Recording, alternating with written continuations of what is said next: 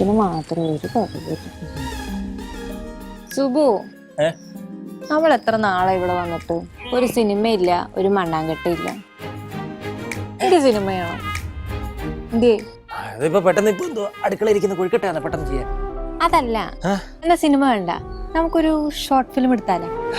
Short film ചെയ്യാൻ നീ ആരാ? ബെന്നിക്ക് ചെരിയും. എന്താ നമുക്ക് എനിക്ക് ഷോർട്ട് ഫിലിം എടുക്കണം. അതൊന്നും ഇപ്പൊ ആൾക്കാരെ കാണത്തില്ല.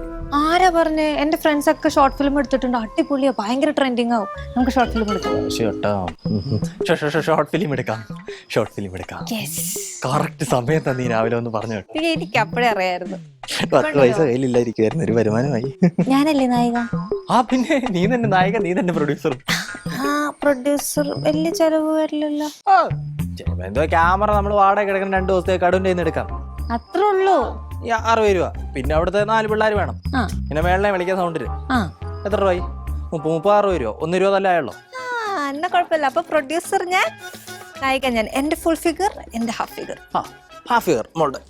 പക്ഷെ വേറൊരു കാര്യമുണ്ട്, നാച്ചുറൽ ആക്ടിങ്ങും മെത്തേഡ് ആക്ടിങ്ങും തമ്മിലുള്ള ഇത് നീ പഠിച്ചു വെക്കൂ. അതൊക്കെ എനിക്കറിയാം. അതിനും പുള്ളിയുടെ ഓൺലൈൻ ക്ലാസ് ഉണ്ട്, ബെന്നി കീച്ചേരിയുടെ. പുള്ളി ഒന്ന് വിളിച്ചോ. പിന്നെ എനിക്ക് അഭിനയിക്കാൻ അറിയാലോ. ജനിച്ചപ്പോ മുതൽ കുറച്ച് കഴിവുകളായിരുന്നു. കുഴപ്പമില്ല. സൗന്ദര്യം എല്ലാം ദൈവം, സൗന്ദര്യമൊക്കെ ദൈവം തന്നിട്ടുണ്ടല്ലോ. ദൈവത്തിനോട് ഞാൻ സ്തുതി പാടുന്നു. ലക്കി. തിമിരം ഇവിടെ എല്ലാവർക്കും തിമിരം.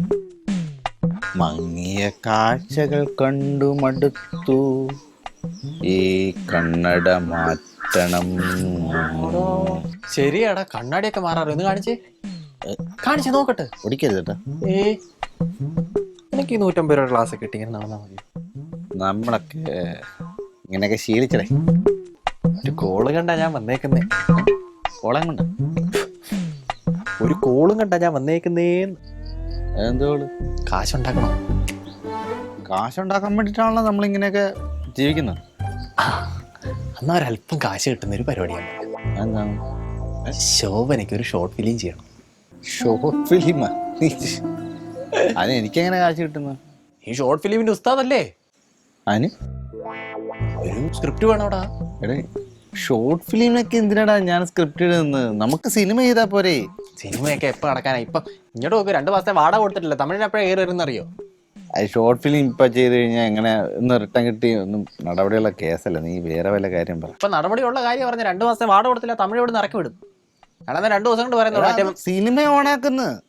സിനിമ ഓണാക്കാനുള്ള സിസ്റ്റം നമുക്കുണ്ടല്ലോ. പിന്നത്തെ പ്രശ്നം എന്റെ പറച്ചിൽ കേട്ടാ തോന്നുന്നില്ല. ഞാനിവിടെ എന്റെ കയ്യിൽ മറ്റേ ട്രാൻസ്ഫോർമർ വെച്ചേക്കോ, സ്വിച്ച് ഇടുമ്പോഴത്തേക്ക് സിനിമ ഓണായിരിക്കുമെന്ന്. എടാ, ഈ ഷോർട്ട് ഫിലിം നിന്നൊന്നും സ്ക്രിപ്റ്റ് എന്നെ കൊണ്ട് പറ്റില്ല. കാരണം ഞാൻ ഓൾറെഡി സിനിമയുടെ സ്ക്രിപ്റ്റ് വർക്കൗട്ട് ചെയ്തുകൊണ്ടിരിക്കുന്ന ആളാണ്. അതിൻ്റെ ഇടയ്ക്ക് ഷോർട്ട് ഫിലിമിയുടെ സ്ക്രിപ്റ്റ് എല്ലാം കൂടെ തലയ്ക്ക് വെളിവില്ലാണ്ടാവും. നിനക്കറിയാൻ പാടില്ല. എടാ, എന്തെങ്കിലും വല്ല ലൊട്ടിലൊടുക്ക് കഥ വല്ല ഒപ്പിച്ചോണ്ട് പോവാ, കുറച്ച് പൈസ തടയുന്ന കാര്യം. അല്ല, അങ്ങനെയാണെങ്കിൽ ഒരു കാര്യം ചെയ്യാം. നമ്മുടെ ഒരു അസിസ്റ്റൻ്റ് ഉണ്ട്, അവനെ കൊണ്ട് എഴുതിക്കാം. ഒറ്റ പറഞ്ഞാൽ ഞാൻ സ്റ്റെയറിന്റെ പണിക്ക് പോയിക്കോട്ടെ. നിനക്കെന്താണ് അസിസ്റ്റന്റ് വന്നത്? തൊള്ളല്ലേ നല്ലേ. എന്റെ പൊന്നട, നിനക്ക് എന്റെ ബന്ധങ്ങളെ കുറിച്ച് അറിയാൻ പാടില്ലാത്തതുകൊണ്ട്. എനിക്കറിയാം, പൂജപ്പുര സെൻട്രൽ ജയിലില്ലേ. എടാ, നല്ല നിനക്ക് ഷോർട്ട് ഫിലിമിന്റെ സ്ക്രിപ്റ്റ് വേണം. നിനക്ക് ആവശ്യം അതാണോ? ഇനി അങ്ങനെയാണെങ്കിൽ ആ രീതിയിൽ എന്നോട് പെരുമാറും. അല്ലാണ്ട് ചുമ്മാ അങ്ങൊരു ഷോർട്ട് ഫിലിമിന്റെ ഒരു സ്ക്രിപ്റ്റ് തരുമോ? അങ്ങനെ ചോദിക്കും. അതിന് പറ്റിയ ഒരാളെ ഞാൻ കൊണ്ടുതരാം. ഷോർട്ട് ഫിലിം ഞാൻ ഓൾറെഡി സിനിമയുടെ സ്ക്രിപ്റ്റ് വർക്കൗട്ട് ചെയ്തുകൊണ്ടിരിക്കുന്നതുകൊണ്ടാണ് ഞാൻ നിന്നോട് അത് ഇത് പറയാൻ ഞാൻ ഏക്കാത്തത്. അവനെ ഞാൻ കൊണ്ടുതരാം. അവനാകുമ്പോൾ നീ എന്തെങ്കിലും ചില്ലറ കൊടുക്കേണ്ടി വരും. ഇവിടെ താമസിക്കാനൊന്നും ഒക്കത്തില്ല. വരുവോ പോവോ, പരിപാടി കണ്ട് പോവാ ഉള്ള കാര്യം ഞാൻ പറഞ്ഞു. അതേ ഞാൻ നോക്കിയോളാം. അതിൽ നീ ബേജാറാവണ്ട. ഒരു കാര്യം ചെയ്യാം, ഇന്ന് തന്നെ ഞാൻ അവനെ വിളിക്കാം. ഞാൻ വിളിച്ചാൽ അവന് വരാതിരിക്കാൻ പറ്റില്ല. അതേതായാലും അതിനെ വിളിച്ച് വരുത്ത്. ഈ ആഴ്ച ഒരു 1.5 ലക്ഷം രൂപയുടെ സാധനം പരിപാടി കിട്ടുന്നതാ. വല്ല ആഹാരം കഴിച്ച് കുറച്ചാളായില്ലയോ? ഉണ്ടായ വെളിയിലൊക്കെ പോയെന്ന് 2 പെഗ്ഗൊക്കെ അടിക്കണ്ടായോ? എന്നാ ഞാൻ അവനൊന്ന് വിളിക്കാം. നീ വിളി. നീ ഒരു കാര്യം, ഞാൻ പോയി വരാം. നീ പോ. അപ്പോഴത്തേക്ക് ഞാനൊന്ന് വിളിച്ച് സെറ്റാക്കാം. കാര്യങ്ങൾ വേണം പെട്ടെന്ന്. നമ്മുടെ അടുത്താണ് കളി. നീ എന്തെങ്കിലും പറയുന്നുണ്ടായിരുന്നു? എടാ, എൻ്റെ ബന്ധങ്ങൾ ഉപയോഗിച്ച് ഞാനിത് കറക്റ്റ് ചെയ്യും. ഓക്കെ, നീ ഒന്നുകൊണ്ടും പേടിക്കണ്ട കേട്ടോ. പെട്ടെന്ന് വിളിച്ച് ചേർത്തോട്ട് പോ. ഞാൻ ഇപ്പോൾ വിളിച്ചിട്ട് വരാടാ.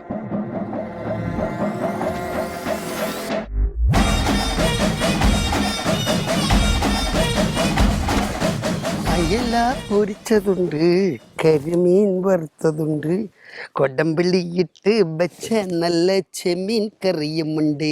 മീൻകാരനെ കാണുന്നില്ലല്ലോ, ഇവൻ എപ്പോഴും ഇങ്ങനെയാണ്. ഒരു ദിവസം ശരിക്കും ഇന്നലെ തന്ന ചാള നല്ലതാന്ന് പറഞ്ഞിട്ട് അവൻ തന്നത്. ചീഞ്ഞ സാധനം എന്നെ പറ്റിക്കാൻ ശ്രമിച്ച തേണ്ടി. ഇതാരാ വരുന്നത്?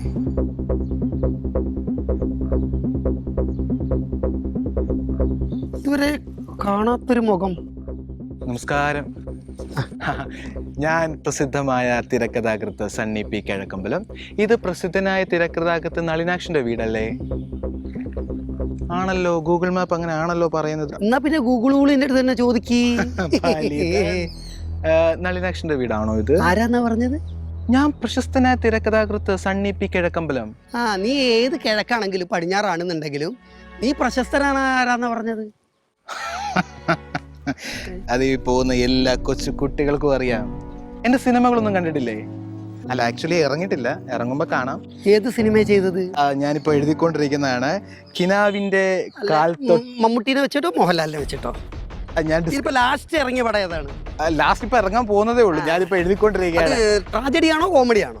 ഞാൻ എല്ലാം എഴുതും, അഡ്വഞ്ചറസും എഴുതും. ആണോ? ഇപ്പൊ എന്റെ പുതിയ എഴുതാൻ പോകുന്നത്. അപ്പൊ പുതിയത് ഇറങ്ങിയ പടം ഏതാണ്? മമ്മൂട്ടിയോ മോഹൻലാലോ? എല്ലാം ഡിസ്കഷൻ നടക്കും. പോളിയോ? എങ്ങനെ? അതെ, നളിനാക്ഷന്റെ വീടാണോ ഇത്? നളിനാക്ഷന്റെ വീടാ? നളിനാക്ഷന്റെ വീടല്ല. പിന്നെ ഇത് ആരുടെ വീടാ? ഇത് ഞങ്ങളെ സോപ്പനമോളെ വീടാണ്. ഓക്കെ. എനിക്ക് ആ നളിനാക്ഷനെ ഒന്ന് കാണാൻ പറ്റുമോ?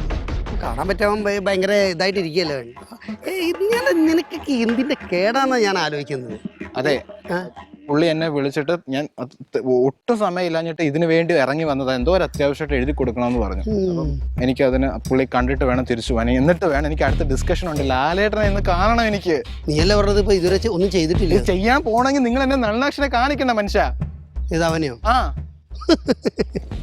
ദേ നിക്കുന്ന. ഏത് നളിൻ? ദേ നിക്കുന്നു നളിനാക്ഷ. മറന്നോടാ എന്നെ. എടാ ഉദയകൃഷ്ണ, സിബി തോമസ് വന്നടാ. താനല്ലേ ദേവസി? എന്നെ അറിയോ?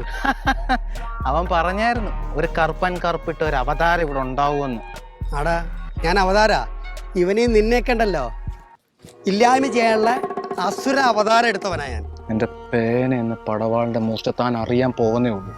എന്റെ ഓരോ എഴുത്തും തന്റെ ഈ മൊട്ട തലയിലായിരിക്കും കേട്ടോ. എന്നാലും നീയേ എൻ്റെ തൈര് സാധനത്തിൻ്റെയും സാമ്പാർ സാധനത്തിൻ്റെയും രുചി നീ അറിയും. ഈ സിനിമാക്കാർ ഇവന്മാരൊക്കെ ആ പേരും പറഞ്ഞ് ഇവിടെ വരുന്നത് ഇതെന്താ? റാംജി റാവു സ്റ്റുഡിയോ? ഇവനൊക്കെ എനിക്ക് പണി വലുതായിട്ട് വരുന്നുണ്ട്. എല്ലാം ഒന്ന് പ്ലാൻ ചെയ്യണം. നളിനാക്ഷ, എന്നോടാ കണ്ടിട്ട് കൊറേ ആയല്ലോ, അങ്ങ് മാറിപ്പോയിട്ടോ നീ? മാറിയില്ലേ? കൊരങ്ങന്റെ കയ്യിലെ പൂമാല സയൻസ് ഫിക്ഷൻ ചിത്രത്തിന്റെ സ്ക്രിപ്റ്റ് അടിച്ചോണ്ട് പോയിട്ട് നിന്നെ ഞാൻ ഇപ്പോഴാ കാണുന്നേ.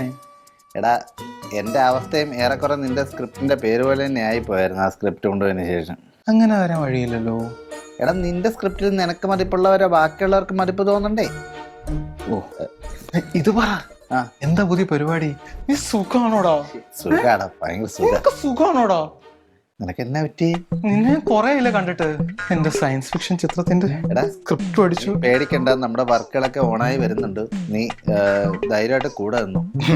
അത് ഞാൻ എപ്പോഴേ കൂടെ നിൽക്കാമല്ലോ. പേനയും കൊണ്ട് വന്നിട്ടുണ്ട്. നമ്മുടെ ഈ ടീം ഈ സിനിമ ചെയ്യുന്നതിന് മുമ്പ് ഒരു ഷോർട്ട് ഫിലിം ചെയ്യാൻ വേണ്ടിയിട്ട് അങ്ങ് തീരുമാനിച്ചു. ഏത് ടീം? എടാ, ഞങ്ങളുടെ ഈ മറ്റേ സുബ്ബു ശോഭനയൊക്കെ അടങ്ങുന്ന നമുക്കൊരു വലിയ ക്രൂ ഉണ്ട്. അതുകൊണ്ടാണ് ഞാൻ പറഞ്ഞത്, ഞാനിപ്പോൾ ഓൾറെഡി ഈ സിനിമയുടെ സ്ക്രിപ്റ്റിൽ ഇരിക്കുന്നതുകൊണ്ട് ഇവരിപ്പോൾ ഒരു ഷോർട്ട് ഫിലിം ചെയ്യുന്ന പറഞ്ഞപ്പോഴത്തേക്ക് അതിലേക്ക് എടാ, ഞാൻ ഇതൊന്നും ഇപ്പൊ ചെയ്യാറില്ല.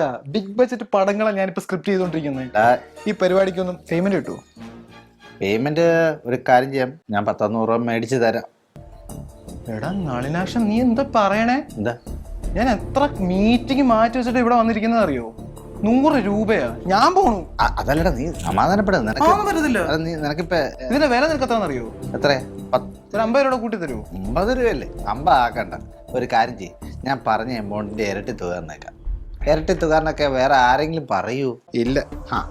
ഓക്കെ, എന്നാ 200 രൂപയ്ക്ക് ഞാൻ എന്താ എഴുതണ്ടേ?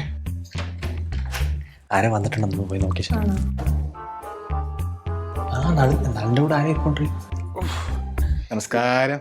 ഇതാണ് ഞാൻ പറഞ്ഞ സ്ക്രിപ്റ്റ് റൈറ്റർ. എടാ പേര് പറടാ, ഞാൻ പറഞ്ഞ തെറ്റിപ്പോയോണ്ട്. സണ്ണി പി കിഴക്കമ്പലം പ്രസിദ്ധമായ തിരക്കഥാകൃത്താണ്. യെസ്. പ്രൊജക്ട്സ് ഇതിനും ഒരുപാടുണ്ടല്ലോ. കുറഞ്ഞ പൂമലൈ തിണ്ടി അടിച്ചോണ്ട് പോയി, അല്ലെങ്കിൽ അത് സയൻസ് ഫിക്ഷൻ ആയിട്ട് ഒരുപാട് അവാർഡുകൾ കിട്ടേണ്ട പടമായിരുന്നു അത്. വേറെ പ്രൊജക്ട്സ്? വേറെ പ്രൊജക്റ്റിനാണല്ലോ ഞാനിവിടെ വന്നിരിക്കുന്നത്. കാര്യം പറ, എന്താണ് പരിപാടി? നിങ്ങൾ ഇരട്ടകളാണോ? അല്ല, രണ്ടുപേരും നൈറ്റി ഒക്കെ ഇട്ടോണ്ടിരിക്കുന്നത്. ഇത് നൈറ്റിയാ. നല്ല ഇവിടെ ഒന്ന് ചിരിച്ചു കൊടുത്തു.